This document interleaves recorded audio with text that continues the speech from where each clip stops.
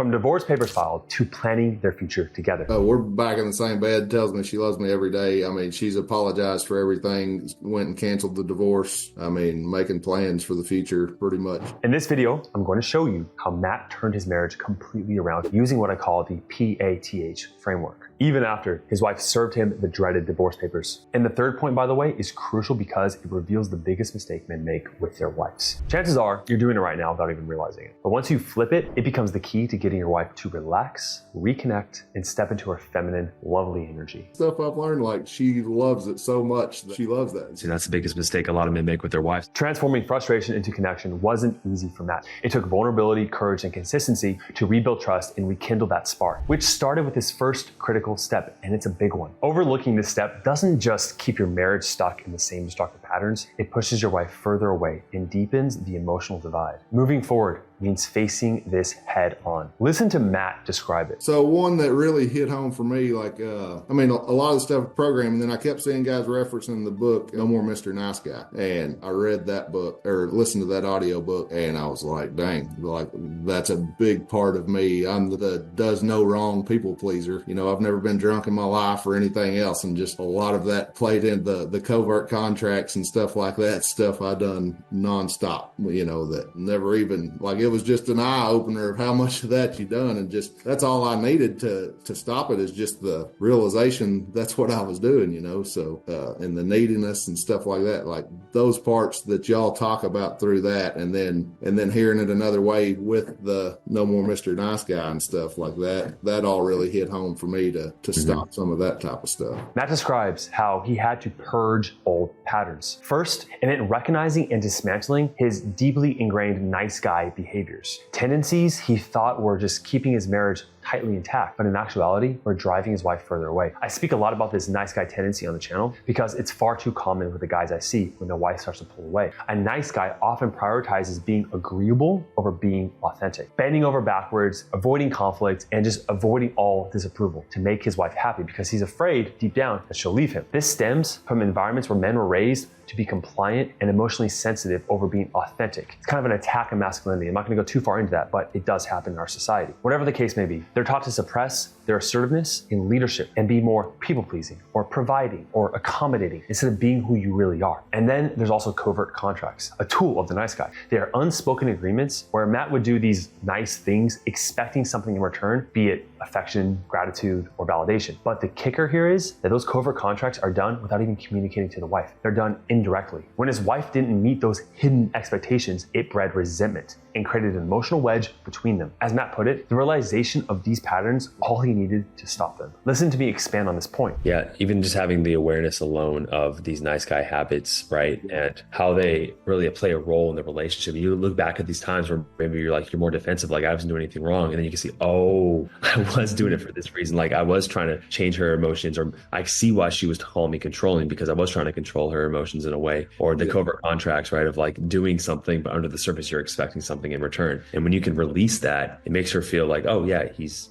safe, right? Like that old emotional safety is such a cornerstone of all that. Yeah, for 100%. And that's like, that was something, you know, we've talked about along the way that I've told her I've understood, because she's like, yeah, like she couldn't explain it until I explained it. And she's like, oh, that's it, 100%. Like I felt that way. I couldn't put that into words of what was going on there. And I see it now. Like no doubt that's what I've been doing. Nice guy behaviors and covert contracts are like a Trojan horse of sorts. They appear like gifts on the surface, kindness, helpfulness, but inside they're packed with all these hidden expectations. When those expectations aren't being met, they unleash emotional chaos and erode trust and safety in the relationship. If you've seen the movie Troy, then you know exactly the hellfire chaos I'm talking about. Flames rising, swords clashing in a city of ruins. What looked like a peace offering turned out to be destruction waiting. And in relationships, nice guy tendencies are no different. However, when you stop hiding behind people pleasing and let go of the need to earn approval, and instead you show up as your authentic self. This is who you are, your needs, your wants, your desires, your faults. When you consistently do this, it builds trust and consistency in who you are. This trust allows her to feel safe around you, and thusly attraction and love increase as a natural byproduct of her feeling safe.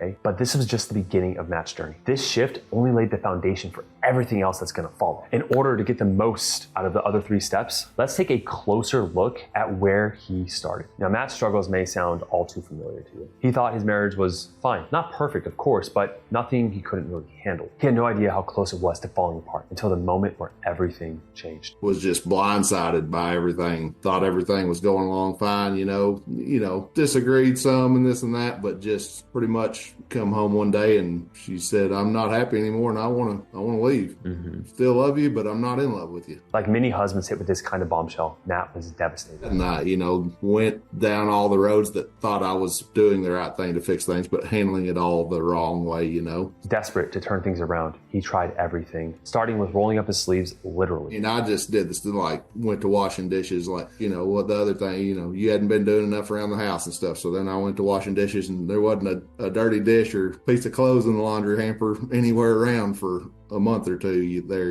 but of course that wasn't helping anything. That it almost created resentment. Like, why was you not doing this before? But why did doing all those chores and dishes not clean up the mess in his marriage as well? And that's because, as you probably know, when you're in that negative sentiment, she sees you just through the negative lens. No matter what you do positively, it's always going to go through that filter, right? Absolutely. Here's what separated Matt from other men in his similar situation, and what ultimately set him on the right path towards reconciliation. When all this began, I'd looked her in the eye then and told her, I don't care what you do with any of this. Like, I was born hard-headed for a reason. I'm going to use it to work on this marriage and make this work. So, of course, she didn't want to hear that then. She's thanked me now for hanging in there and doing, working for the right thing. But, I don't know. Matt's hard-headedness, it became his greatest asset. Even when he faced legal action and the risk of losing the family farm that had been in his family for generations, he stayed grounded and unshaken. And it come down to the point, like, we had went to the lawyer together because she wanted, she was ready to sign papers and she had filed papers and I had to go sign, basically been served. And then it come down and we live on a farm that's been in my son's the 5th generation on this farm and everything. And to keep everything without having to settle, like if I was going to have to pay her for half of it or whatever, I was going to have to sell all this. And she had said she didn't want half of anything, but it come down to where I was having to make a decision. Do I go sign papers to protect the farm or drag this out and fight for it and take a chance of losing everything? And so we had went and talked to lawyers over that and everything. And I told her, even if I do sign papers on this, doesn't mean I'm walking away from you, like giving up on there being a chance of this in the future. But I'd went to the lawyer with her and everything, and then went by a couple of days there and I'd kind of talked to Nate a little bit, and I come back a couple of days later and I said, you know what, I hope to be able to pass this all on to my kids one day, but I don't really care about any of it. Like, I'm not going to sign papers right now is what I'm telling you. But to Matt, this wasn't just about property or even pride. It was about his core values as a man. To her, the papers didn't mean that much, but to me it did. When I went and signed those marriage papers, I didn't ever plan on walking away from this. And so signing the papers was just against everything I had in me, And that's the advice we give, right? Is like, you don't have to comply, but you do it not to fight against her, but to fight for the marriage. Yeah. It would have been easy for Matt to just give up, but he chose a different path. He realized that sitting around and waiting, it wasn't going to save his marriage. And then that's where, one day I decided, sitting around here and crying and moping around ain't going to fix any of that. So I'm going to find a way to fix this. And I started Googling things, and that's when I come across this program and was like, watched a few of the videos on YouTube and stuff and was like, dang, this hits home. Like, this is exactly my situation. So I'm going to see where I can go with this. And dove right in and started making, just went from there. Matt's inner work and diligence paved the way for the next crucial step, one that can soften her guard, guide her through emotional storms, and foster a level of trust neither of you thought was possible. Yes, it is that transformative. Here's how Matt described it. What about the way you guys communicate? Has that shifted since joining? 100%. She just made the comment. We stayed up till 1 o'clock the other night talking about life and stuff. And we hadn't done that in a long time. I was bad about coming home the time I was. I always have made time to spend time with the kids, but when the kids went to bed and stuff, I didn't make time to go sit and listen to her and stuff. And, I'd sit down and put on a basketball game or something and just, I would be there and unwind, but be in a different world. And she would be on her phone. She comes from a family where pretty much you don't act like it's there and it's not there. She's told me that straight up. And we've talked a lot about that. I've got to do a better job that reading something's there, but she also has to express her feelings a little bit better. Like, don't just play the card of, like, that's the deal. If you have kids, it's easy to assume that you can put all your energy into them and your wife will just understand, or that she doesn't need your emotional presence as much because you're being a good father. In Matt's case, his wife had already built emotional walls around, and she learned to conceal her own feelings, assuming that it didn't really matter what she would say because it would always lead to him making excuses, be there for the kids. I probably deep down knew something was going on, that she wasn't completely happy, but she had the attitude of just don't act like it's not there, and just had, built a wall there. So I just overlooked it and thought, it's easier just to go on than dig into it and press with it. And I wouldn't have pressed in the right way anyway, She was putting up walls, and Matt assumed that silence equals acceptance. But here's where it gets deeper, highlighting the second step in the P.A.T.H framework. I've never not communicated with her, but I've probably like when something would come up, I would probably come at it too hard and say, okay, what's the problem? Like, I see there's a problem, let's deal with it. Instead of saying, okay, like, let's talk it out, or, like, what's on your mind, and just easing into it instead of coming in like a bull saying, let's get it by the horns and deal with this. Matt had to learn to attune to her needs, to understand them despite the words that she was saying. The way he did this was shifting from a problem solver to a connector. He became fully present, understanding that his wife wasn't really seeking solutions to her problems, but rather validation and emotional safety to connect. Instead of trying to fix things, Matt listened, asked open-ended questions, and created a space for curiosity and her emotions to flow without him judging or trying to change her. Yeah, I just talked about that recently, where it's like, when she does express her emotions, right? Like us, one of the biggest differences between men and women, right, is us men, we like when we hear a problem, like when we hear people talking, where's the problem, right? Where's the problem? What can I solve? And with women, I'm talking to you because I want to connect with you. Yeah. I'm going to bring up all these issues and these emotions because I want you to understand where I'm coming from. Then I feel more connected. So, having that difference between the masculine and the feminine and the way of communication, it allows you to kind of connect with her more and make her feel more understood and validated. So when you stop trying to fix and start listening with empathy, you create an environment where she feels safe to let her guard down. And that's when connection starts to really rebuild. Now, research highlights the importance of emotional validation in relationships. When partners feel understood and accepted, it fosters trust and intimacy. But once Matt learned to attune to his wife's needs and validate her emotions, he still had to confront what is arguably the biggest mistake men make with their wives that I know you make. It is the one thing that keeps her from fully trusting you, from feeling safe enough to really let her guard down, and from stepping into her feminine energy. Grasping this third step is the key to getting your wife to relax, to reconnect, and to genuinely admire the man that she is with. Listen to how Matt describes this breakthrough. The masculine and feminine, like that was all a big thing that clicked in my head too. Like that helped me see what was going on. Like I was pushing her into masculine roles a lot with the type of stuff I did. Like stuff as simple as like what you said something about it in a video about deciding where to eat, and it's something we argue over all the time. And it's like that was something that was started making little positive things that when something like that would come up,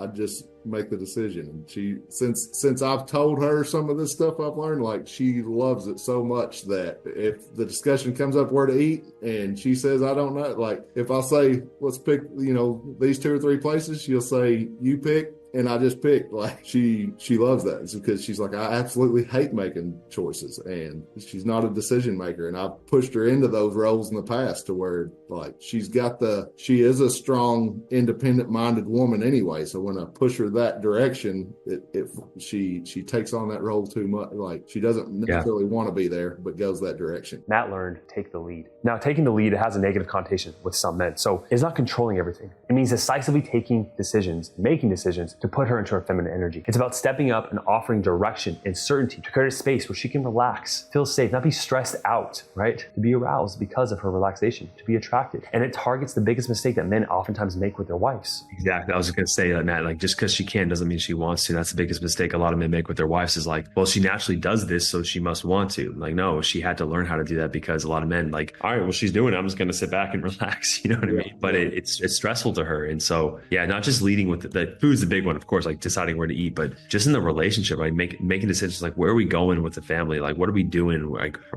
we taking a vacation? Where are we going for summer? Like, what are we doing with the kids? Where are we putting the school? Like all these decisions. It doesn't mean she has no say in it, but you all, as the man, you're always putting your opinion in, right? Even if you don't have one, like I really don't care. It's like, well, still make a decision, right? Yeah, and that's where I struggle a little bit because like most things, I'm easygoing and I'm not opinionated, and I've got to just make myself be like, okay, like just got to make a decision here, because if I hem haw around, there's nothing going to come. The biggest mistake men make is assuming because their wife can take the lead that she really wants to, but that is not the case. I don't care how much she does it on default, or she says she wants to even, which I never heard a woman say she wants to, but she doesn't. Matt, being easygoing and not really overly opinionated, he learned instead to step up and lead, offering clear direction, even in small decisions. This created space for his wife to relax and start to trust him more often. Leadership also means staying on your path, inviting her to join your journey without needing her. Listen to this example of how Matt applied this to his life. We had talked about booking a cruise, and she had been back and forth on, like, she wanted to do it, and then the next day, you know,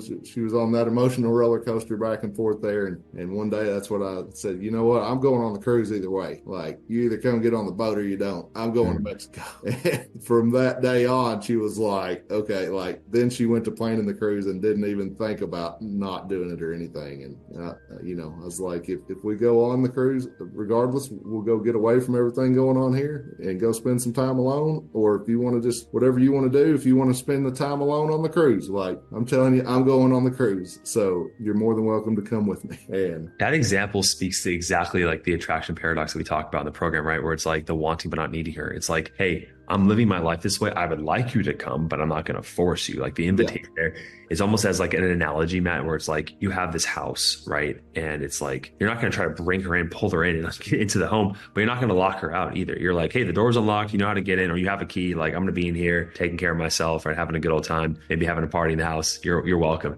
And so what that does is like, it gives her, like, you show her you want her there, but you don't need to pull her in and like be needy about it. In his book, Wild at Heart, John Eldredge highlights the masculine call to step into leadership with clarity and courage. He argues that men who embrace responsibility and adventure not only feel more grounded in themselves, but also create the safety and trust that partners crave. It's a powerful reminder that taking the lead isn't about control. It's about showing up with purpose and direction. This is something that we can help you with. So what you're gonna do right now is you're gonna click on the link down below, set up a free call with our marriage evaluators. This will give you a direct and guided path forward towards reconciliation to give you the blind spots that you can't see that are holding you back from getting her back. The call is free, but please be committed when you set it up. When you take this step with all of your being, you've already achieved a dramatic turnaround in your marriage. Because that massive step of taking the action towards the man that wants to learn and grow, that is God saying, cool, this is what he really wants. Now listen to Matt describe a mindset shift that was pivotal early in his journey. And I mean, you know, things were real. She was looking for a place to move out and had found a place and everything, and comes down to, you know, I'm going to be doing this stuff regardless whether she's here or not. So it's not to make her happy anymore. It's, I just got to get in the routine of doing this stuff. Man. Matt learned to honor himself. This is arguably, I would say, the most powerful lesson in this whole entire video. And it's the foundation that makes everything else possible. It's about stepping into your own power, your silent power, letting go of the need from external validation from anyone, being who you are despite how others treat you, and focusing on becoming the man that when you look in the mirror, you're proud of, regardless of the outcome. When you honor yourself, it's no longer about fixing things to gain approval or affection. It's about cultivating growth, resilience, and self-respect. And ironically, it's the shift that can often reignite the respect and connection you thought originally was lost. This step doesn't just change your relationship, it changes you. In the movie A Knight's Tale, there's a scene with Sir William when Heath Ledger's character doesn't pretend to be someone he's not, even when it risks his reputation and safety. By standing firm in his identity, he earns respect, not just from others, but more importantly, from himself. I dubbed thee Sir William. This perfectly illustrates how honoring yourself requires courage, facing adversity while staying true to your values. And by doing so, you don't just become her knight in shining armor. You embody to take in masculine authenticity, that energy, respect, of confidence that you can do no matter what. There's no excuses involved, right? By following the path framework, purging those old patterns, attuned to her needs, taking the lead and then honoring yourself. Matt transformed his marriage from divorce papers to planning their future together. It wasn't easy, of course, but the results do speak for themselves. If you want to hear another story about how his man turned his marriage around despite all odds, click on this video of this guy right here that we helped save his marriage. Again, click the link down below if you want to set up a call with our marriage evaluators. Thanks for watching. I'll see you in the next one. Cheers.